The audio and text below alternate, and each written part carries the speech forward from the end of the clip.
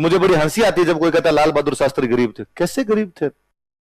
लाल बहादुर शास्त्री 1920 के आसपास, 1930 के आसपास में शास्त्री की डिग्री लिया है। शास्त्री डिग्री होती है, शास्त्री सरनेम नहीं है। सरनेम तो उनका श्रीवास्तव था। पहले जैसे बीएड होती है आपके, वैसे यूपी में होती है शास्त्री, इसलिए नाम क्या शास्त्री लगाते। उस टाइम पढ़े थे वो, हमारे 4 पीढ़ी पहले नहीं पढ़ रहे थे लोग।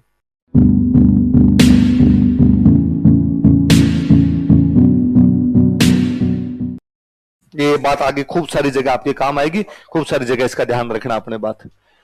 किसी समाज में 3 वर्ग होते हैं, एक तो आपका एलिट क्लास, एक आपका एकदम सबसे लोअर क्लास, और तीसरा कौन सा हो गया आपका निम्न वर्ग। कौन सा है? एकदम लोअर क्लास कौन सा है? वो है जो सुबह का खाना खा ले पर शाम के का भरोसा नहीं, कि दिन में कमाई करके लाएंगे तब तो शाम वाला मिल जाएगा, वरना शाम वाला नहीं मिलेगा। ये मतलब जो गरीबी की हालत में जिए, बहुत ज्यादा गरीबी की हालत में, वो वर्ग कौन सा हो जाएगा? निम्न। इसे केवल एक ही चीज की टेंशन रहती है कि रोटियां टाइम टू टाइम मिलती रहे, इसके अलावा ज्यादा दिन दुनिया में लेना देना नहीं। एक सबसे ऊपर वाला कौन सा है? उच्च वर्ग। उनके पास में रोटियां इतनी ज्यादा है कि वो और कुछ सोचते ही नहीं, उनके पास भी सोचने के लिए कुछ ही नहीं होता, वो अपने मजे करते हैं जिंदगी में। उनका समाज से, धर्म से, इनसे कोई भी लेना देना नहीं होता, वो एकदम एलिट क्लास होता है। समाज की समस्याओं के बारे में सोचने वाला, समाज में परिवर्तन लाने वाला कोई वर्ग होता है तो वो कौन सा होता है? इसका एक कारण दूसरा है। एक तो मैंने बता ही दिया कि भाई नीचे वालों को रोटी से फुर्सत नहीं, ऊपर वालों की समस्या नहीं, तो वो दोनों तो वैसे ही नहीं कर पाएंगे। ये बीच वाला वर्ग कौन सा बचा? मध्यम। तो समाज में परिवर्तन हमेशा कौन सा वर्ग लाएगा? मध्यम। फिर दूसरा, उच्च वर्ग का और निम्न वर्ग का पढ़ाई से लेना देना नहीं होता ज्यादा। निम्न वर्ग वो है जिसको पढ़ाई करने के अवसर ही प्राप्त नहीं होते, पढ़ाई करने के अवसर प्राप्त नहीं होते। मैं हमेशा ही कहता रहता हूं कि कई बार कोई बच्चा कहता है कि सर मैं गरीब परिवार से हूं। नहीं है, गरीब परिवार से होता तो जयपुरी नहीं आ पाता, गरीब परिवार से होता तो 10वीं नहीं होती। यदि बीए किए और जयपुर तक आ गए तो एक बात स्वीकार कीजिए कि गरीब नहीं है। गरीबी बहुत अलग सी चीज है। गरीबी वो है जो आपको 5वीं पास नहीं करने देती, उससे पहले आपको आइसक्रीम की रेडी लगानी पड़ती है। गरीबी वो चीज है जो ये बताती है कि घर में यदि 5 जने हैं तो 500 कमाएंगे तभी रोटी आ पाएगी, वरना रोटी नहीं आ पाएगी। इसलिए सब लोगों को कमाने के लिए जाना पड़ता है। और मैं जब देखता हूं कि मेरे साथ 5वीं तक मेरे जो क्लासमेट थे उनमें से कितने हाइयर एजुकेशन में गए, कितने वहीं रुक गए, तब समझ में आता है कि जो लोग वाकई गांव के अंदर गरीब थे उनके बच्चे 5वीं के बाद पढ़े ही नहीं। या तो 5वीं से पहले ही उनका ड्रॉप आउट हुआ, 5वीं से पहले वो निकल गए, या 5वीं के बाद में जब हमारे गांव की एजुकेशन खत्म हो गई, शहर के अंदर जाना था, तो कुछ गिने चुने हम बच्चे थे जो शहर के स्कूल के अंदर जा रहे थे। बाकी सबको घर वालों ने या तो खेत में लगाया होगा, किसी ट्रैक्टर पे भेजा होगा, किसी बड़े किसान की नौकरी करवाई होगी, किसी मजदूर के पास मैकेनिक बनाने भेजा होगा, किसी दुकान पे लगा दिया होगा, पर पढ़ाई तो नहीं हुई थी, है ना। गरीबी एक सापेक्ष क्रिया है। गरीबी कैसी शब्द है कि सापेक्ष शब्द। हर आदमी किसी दूसरे की अपेक्षा गरीब है। हर आदमी किसी दूसरे की अपेक्षा क्या है? गरीब है। कि भाई मुकेश अंबानी को भी लगता होगा, उसके टाबरों को लगता होगा बिल गेट्स कितना अमीर है ना, अपने पास तो उतने आई नहीं, है ना। बिल गेट्स को और किसी से लगता होगा, भाई उससे ऊपर कोई जाता होगा उससे लगता होगा। हर आदमी को लगता है कि भाई दूसरा आदमी उसकी तुलना में क्या है? अमीर। फिर अमीरी कई तरीकों से तय होती है। कोई आदमी हो सकता है खूब पैसे वाला हो लेकिन धाप के कंजूस मक्खी चूस हो, है, उसके टाबरों के पास में ढंग के कपड़े ही नहीं हो। एक आदमी ठीक ठाक कमाता हो, उसके टाबरों के पास अच्छे कपड़े हो, तो अमीर आदमी वाले लोग कह सकते हैं यार हम गरीब है कपड़ों के मामले में, तो वो गरीब है। वो फिर मैंने कभी एग्जांपल दिया होगा, हम 11th क्लास के अंदर पढ़ा करते और साइंस सब्जेक्ट मैथमेटिक्स लिया हुआ, तो हमारे एक मैम आते हिंदी के, और उन मैम ने एक दिन हम पूरी क्लास में कहा कि चूंकि साइंस वालों की हिंदी कमजोर होती है इसलिए मैं तुम्हें हिंदी की एक्स्ट्रा क्लास लूंगी। सब बच्चों ने तालियां बजा के थपथपा के स्वागत किया इस बात का कि हाँ एक्स्ट्रा क्लास ली जानी चाहिए, क्योंकि फिजिक्स केमिस्ट्री मैथमेटिक्स में तो हमारे नंबर आ जाएंगे पर हिंदी इंग्लिश में नंबर हमारे आएंगे नहीं। और मैम ने कहा कि 7 से 1 बजे तक नॉर्मल क्लास चलती है, 1 से 2 मैं लूंगी तुम्हारी एक्स्ट्रा क्लास। बच्चों ने कहा हाँ ले लेंगे। हम 4 लोग थे क्लास में, एक मैं 3 गंगानगर के लड़के आया करते थे। हम मैम के पास गए और हमने जाकर मैम हम एक्स्ट्रा क्लास में नहीं बैठेंगे। क्यों नहीं बैठोगे एक्स्ट्रा क्लास में? मैम 2 रीजन है। पहली बात तो हमारी हिंदी अच्छी है तो हम नंबर ले आएंगे मैम, आप देखते भी हो क्लास में टेस्ट में चेक कर लो हमारे नंबर फिजिक्स में तो आते नहीं, हिंदी में आते हैं हमारे तो इसके दम पे पार पड़ रही है हमारी, तो उधर फिजिक्स में डब्बे गोल हो रखे हैं हमारे, तो ये जो फर्स्ट डिवीजन भी बन रही है इसके चक्कर में बन रही है हमारी तो। और तो मैम ने कहा हाँ पर तुम बैठोगे तो अच्छा आएंगे ना, अभी 60 आते हैं तुम्हारे 70 आएंगे, 70 आते तुम्हारे 80 आएंगे। मैम ये भी बात सही है, हम आपका भी थैंक यू बोलना चाहते हैं कि आप ये कह रहे हो कि मैं 1 घंटा एक्स्ट्रा क्लास लूंगी, हमारे लिए इतने प्रयास कर रहे हो, पर मैम हमारे साथ एक लोचा और है, क्या है, तो मैम हमारे यहाँ पे घर नहीं है, तो हम यहाँ पे रूम लेके रहते हैं, तो क्या दिक्कत है, तो हम खाना खुद बनाते हैं। अब मैडम ने वापस हमें आंखें फाड़ के देखा, खाना बनाते हो? जी मैम। कब? 1 बजे यहाँ से जाने के बाद में। कितनी देर में? तो 1:30 बजे पहुंचे, आधे पौने घंटे में खाना बना लेते हैं। फिर खाते कब हो? 2:15 खाना बन गया तो फिर 2:30-3 बजे तक खा खुआ लेते हैं, उसके बाद खाना ही खाते हैं। और क्या मतलब, तुम सुबह वाला, सुबह क्या खा गया तुम्हें? कुछ ही नहीं, हवा। सुबह आ जाते हैं हम बस। मतलब अभी तक तुम भूखे हो, हाँ, अब जाग के घर पे खाना खाओगे, हाँ। और मतलब यदि आपने क्लास 1 से 2 ली तो हम खाना खाएंगे 4, तो मैम आंतड़ियां मर जाएगी अंदर की। और प्लीज ऐसे मत करो। और मैम को वाकई हम पे बहुत दया आई, और मैम ने वापस क्लास में, मैम ने कहा कि वो मैंने कहा था कि मैं 1 से 2 आपकी एक्स्ट्रा क्लास लूंगी, लेकिन इन कुछ गरीब बच्चों के कारण हमने भी मुंह लटकाए। गरीबी टपके हमारे चेहरे से बहे, तो इनकी समस्या मेरे से देखी नहीं गई। गरीब तो इसलिए दुनिया में हर आदमी किसी ना किसी प्रकार से तो क्या है, गरीब। इसलिए प्लीज मत कहा करो कभी किसी को कि हम गरीब हैं। और इसमें घर वालों की बेइज्जती है कि घर वालों ने यहां जयपुर तक भेजा है, घर वालों ने आपको BA MA करवाया है, इसका मतलब गरीब नहीं है। तो मेरे एक फ्रेंड हमेशा मजाक करते रहते हैं कि यार मेरा जिस दिन सिलेक्शन होगा ना, उस दिन मैं एक चीज चेंज करना चाहता हूं। क्या? कि यार ये जब लोगों के RS में सिलेक्शन हो जाते हैं, ये क्यों माँ बाप की बेइज्जतियां करवाते हैं? अरे कैसे? सारे कहते हैं बाद में कि मेरे पापा गरीब हैं, मेरी मम्मी गरीब है। अरे यार तुम्हें RS की तैयारी करवाई, पापा मम्मी गरीब कैसे हो सकते हैं? ठीक है यार, आर्थिक स्थितियां ऊपर नीचे होती रहती है, इन दिनों में थोड़े बहुत पैसे नहीं रहे होंगे, उसके बावजूद पापा बेहद अमीर आदमी है कि अपने को मौका दिया, यहां तक तो कम से कम लेके। तुम आपका सिलेक्शन हो गया तो मेरा सिलेक्शन हो तो पत्रकार पूछेगा कि आपके पापा क्या करते हैं? मैं कहूंगा पापा सामंत है, गरीबों का शोषण करते हैं, लिख। गरीबों के शोषण से खून पसीने की उनकी कमाई को चूस चूस के हमने हमारा बंगला बनाया, और बाद में मेरे को तैयारी करवाई थी। क्यों बेइज्जती करवानी पापा? मैं कहूंगा पापा सबसे ज्यादा अमीर आदमी है, हमसे ज्यादा अमीर हमारे आसपास में कोई भी नहीं है। तब तो कम, अब आपका सिलेक्शन हो गया, आप RAS हो, उसके बाद में क्या गरीबी का रोना रोना? पर भारत में ये चीजें कुछ ऐसी है जो सहानुभूति दिलाती है, इसलिए। और भारत में हर आदमी के साथ समस्या आ गई, वो किसी ना किसी रूप में क्या लेना चाहता है? सहानुभूति। और दुनिया का सबसे गंदा काम है कि जब कोई आपको सहानुभूति दे। मुझे अब भी याद है कि कभी सिलेक्शन नहीं होता था और कोई आगे कहता कोई बात नहीं, अगले थप्पड़ मारूंगा, कोई बात नहीं है, नहीं नहीं तुम पढ़ते तो थे, नहीं हुआ तो नहीं हुआ, कोई बात नहीं, वो तो भाग यहां से, रवाना नहीं हुआ, हुआ वो बात का बाद में देखेंगे। सहानुभूति नहीं, क्या नहीं आनी चाहिए? सहानुभूति। मैं, मेरी जो कमियां थी, मेरी जो अच्छाइयां थी, उन पे मैं समीक्षा कर लूंगा, वापस बैठूंगा, कहां गलतियां रही थी, पेपर में क्या खराब करके आया था, वापस देख लूंगा, कौन सा पेपर सही नहीं लिखा, कौन सा पेपर सही लिखा था। ये नहीं, सहानुभूति नहीं मिलनी चाहिए। इसलिए जिंदगी में क्या नहीं मिलनी चाहिए? सहानुभूति का भी। इसलिए आप हमेशा इस बात के लिए मान के चलिए कि आप गरीब नहीं है, आप बेहद अमीर है। गर्व से कहो हम अमीर है, बोलो। क्या हो सारे के सारे? यार जयपुर बैठे अपने, राजस्थान के कितने लोग पढ़ने के लिए जयपुर आ रखे, उन गिने चुने लोगों में से अपने, गिने चुने लोगों में से अपने। इसका मतलब अपने गरीब नहीं है। आप सब क्या हो? हाँ, वो भी स्प्रिंग बोर्ड में पढ़ रहे यार, अमीर है यार आप सारे लोग। इसलिए निम्न वर्ग वो वर्ग है वास्तव में जिसको शिक्षा के अवसर नहीं मिलते, और इस वजह से शिक्षा के अवसर नहीं मिलते क्योंकि वो गरीब है। तो यदि आप वाकई गरीब होते तो BA नहीं होती आपकी। गरीबी बहुत ही अलग सी चीज है। तो निम्न वर्ग होता है वो पढ़ाई की तरफ ध्यान नहीं देता। उच्च वर्ग को लेना क्या पढ़ाई से? एकदम गरीब आदमी को आप कभी नहीं सुनेंगे कि वो कहेगी RS की वैकेंसी कब आने वाली है, मुझे फॉर्म भरना है। उल्टा वो ये सोचेगा कि मैं इस बार गुजरात जाऊंगा और वहां से कितने रुपए कमा सकता हूं, मैं इस बार महाराष्ट्र में जाके किसी दुकान पे काम कर लूंगा, वहां से कितने रुपए लाऊंगा, मैं किसी गाड़ी मैकेनिक की दुकान पर काम करने लग जाता हूं और वहां पर महीने के कितने रुपए मिल सकते हैं। वो गरीब है, तो वो कोई RS की बात नहीं करता। उच्च वर्ग ये बात एकदम ही नहीं करे। आपको लगता है कि मुकेश अंबानी का बेटा कहता होगा आगे वैकेंसी कब आ रही है, सीटें कितनी आएगी, है ना? पिछली बार प्री नहीं हुआ था, इस बार निकाल लूंगा पक्का पक्का, है ना? टेस्ट सीरीज भी ज्वाइन कर लूंगा स्प्रिंग बोर्ड की, तो हो ही जाएगा। ये बातें जो भी वर्ग करता है, यदि आप कर रहे हो, इसका मतलब आप कौन से वर्ग के लोग हो? मध्यम वर्ग के लोग हो। कौन से वर्ग के लोग हो?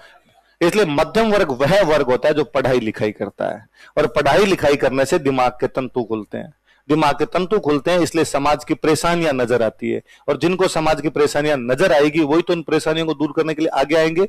इसलिए दुनिया के तमाम आंदोलन, दुनिया की तमाम क्रांतियां, दुनिया के तमाम आविष्कार मध्यम वर्ग के लोगों ने किए। भाई भारत को आजादी दिलाने वाले सारे नेताओं के नाम याद कर लो, आप तो नाम देख लो कि भगत सिंह क्या किसी राजा के बेटे थे? क्या वो एकदम गरीबी से थे? पढ़े लिखे थे, पढ़े लिखे। लाहौर में उस टाइम कॉलेज कर रहे थे, 1907 में कॉलेज के अंदर पढ़ रहे थे, या 1907 जन्म है 1918-19 के आसपास में यदि स्कूलों में कॉलेजों में पढ़ रहे हैं उन दिनों में, इसका मतलब वो पढ़े लिखे तो है, इसका मतलब वो मध्यम वर्ग के लोग। सुभाष चंद्र बोस कहीं के राजा थे ना? कहीं के राजा नहीं थे वो। क्या वो एकदम गरीब से थे? नहीं थे। लंदन जाके आईएएस का पेपर दे रहे थे, आईएएस में सिलेक्ट हो रहे थे, इसका मतलब मध्यम वर्ग के लोग। कैसे लोग हैं वो? मध्यम। गांधी जी के पिता क्या कहीं के राजा थे? नहीं, वो मध्यम, उच्च मध्यम वर्ग का दो, थोड़ा सा ज्यादा मध्यम वर्ग वाला का दो, उस प्रकार के लोग थे जिनको पढ़ाई लिखाई के अवसर मिले। आप मान के चलिए वो गरीब नहीं। मुझे बड़ी हंसी आती है जब कोई कहता है लाल बहादुर शास्त्री गरीब थे। कैसे गरीब थे? लाल बहादुर शास्त्री 1920 के आसपास, 1930 के आसपास में शास्त्री की डिग्री लिया है। शास्त्री डिग्री होती है, शास्त्री सरनेम नहीं है। सरनेम तो उनका श्रीवास्तव था। पहले जैसे बीएड होती है आपके, वैसे यूपी में होती है शास्त्री, इसलिए नाम क्या शास्त्री लगाते। उस टाइम पढ़े थे वो। हमारे 4 पीढ़ी पहले नहीं पढ़ रहे थे लोग, क्योंकि हमारे पास पढ़ाई के अवसर ही नहीं थे, न पढ़ाई के पैसे थे कि बाहर जाके पढ़ सके। 4 पीढ़ी पहले वाले हमारे नहीं पढ़े, खेती कर रहे थे। शास्त्री जी पढ़ रहे हैं, इसका मतलब अनपढ़ तो नहीं है, वो सॉरी गरीब तो नहीं है, वरना तो अनपढ़ रह जाते। फिर कोई आगे वैसे कहता है कि शास्त्री जी ना तैर कर नदी पार करते थे, तो उठ के कौन करता है? आज दिन तक किसी ने नदी पार की थी या तो नाव से किए या कैसे किए? तैर। उनके गांव में नाव नहीं थी, नाव नहीं थी तो कैसे पार करेंगे? तैर के पार करेंगे। भाई मेरी एजुकेशन जिस गांव के अंदर हुई, वहां पर हमारे रोड ही 2004 में आई। 2004 पाकिस्तान बॉर्डर का लास्ट गांव था, एकदम भारत खत्म होता था वहां पे जाके, और वहां पे रोड आई थी 2004 में, लाइट आई थी 2004 में। पर इस आधार पे यदि मैं कहूं कि हमारे गांव में रोड और हमारे गांव में लाइट नहीं थी इसलिए हम गरीब थे, ना, आधारभूत संरचना की कमी है भारत में, इसलिए कमी थी वहां पर। वरना वहां सौर लाइट हुआ करती थी, तो सौर लाइट उस गांव के अंदर सबसे पहले हमारे घर में आई थी। बस खत्म बात। तो वहां पर जब किसी के लाइट नहीं है तो हमारे भी लाइट नहीं, जब किसी के सड़क नहीं है तो हमारे सड़क नहीं। 2004 तक सड़क नहीं थी तो हम 4 किलोमीटर बाहर गांव से बस स्टैंड पड़ता और वहां पे पढ़ने के लिए जाया करते थे। अब कल को मैं प्रधानमंत्री बन जाऊं, है ना, फिर मैं लगूंगा मेरा बचपन बहुत गरीबी, काय गरीबी में भी था, कोई गरीब नहीं थे। वो जितनी सुविधाएं बाकी लोगों के पास थी उससे तो अपने पास में एक सुविधा ज्यादा ही रही होगी, बाकी सुविधाओं का अंत कहीं नहीं है। फिर तो कहने को ये भी कह सकते हैं कि सबसे ज्यादा गरीबी तो इस बात की राजस्थान में पैदा हुई। भगवान को गरीबी मिटानी होती तो कहां पैदा कर देता? अमेरिका पैदा कर देता। इसका मतलब गरीब कैसे बताया जा सकता है खुद को? तो मध्यम वर्ग वह वर्ग होता है जो शिक्षा लेके आता है। तो शिक्षा वाला वर्ग हमेशा क्या होता है? मध्यम वर्ग। इसलिए समाज के हर आंदोलन का नेतृत्व किसने किया है? अपने सारे नेता, अर्जुन लाल सेठी, जय नारायण व्यास, खूब सारे पढ़ेंगे, विजय सिंह पथिक, ये सारे के सारे कौन है? मध्यम वर्ग। तो शिक्षा से हमेशा समाज में मध्यम वर्ग आता है, मध्यम वर्ग समाज में चेंज लाता है। क्या लेके आता है? चेंज लेके आता है। सिंपल उदाहरण कभी सोचना, पर्दा प्रथा, घूंघट होता है, निम्न वर्ग में होता ही नहीं।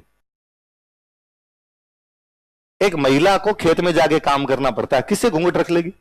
एक फैक्ट्री में जाकर काम करना पड़ता है, 100 पुरुष काम करते हैं वहां पे, और काम नहीं करेगी तो भूखे मर जाएंगे, इसलिए बेचारी काम करना पड़ेगा और वहां घूंघट नहीं रख सकती हो। उच्च वर्ग वाले वैसे नहीं रखते। आपने कभी नहीं सुना होगा कि नरेंद्र मोदी कभी गए, नीता अंबानी इनका जेठ जी आगे घूंघट खींच के साइड में हो जाए, या नरेंद्र मोदी उनके घर में घुसे